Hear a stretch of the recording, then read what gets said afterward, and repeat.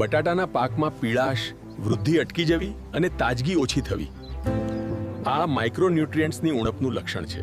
ખાતર, પાણી, દવા બધું આપું છું, પછી પણ બટાટાનો પાક મજબૂત કેમ નથી થતો?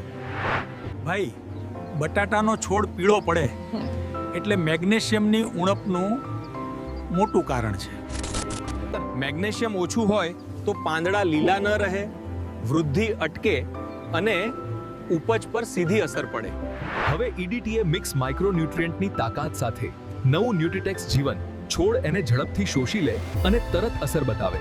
તો મિત્રો, બટેકા, ચણા, ધાણા, જીરું તમામ પાકમાં તેનો ઉપયોગ આપણે ખાસ કરી શકીએ છીએ. ન્યુટ્રીટ્રેક્સનો છંટકાવ કરતા જ છોડે જૂની તાકાત પરત લેવાની શરૂઆત કરી.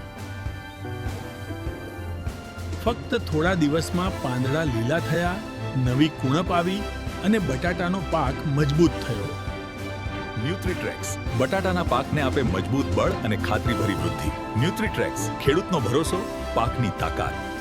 હવે ઈડીટીએ મિક્સ માઇક્રોન્યુટ્રિયન્ટની તાકાત સાથે નવું ન્યુટ્રીટેક્સ જીવન. વધુ માહિતી માટે નીચે આપેલ નંબર પર સંપર્ક કરો.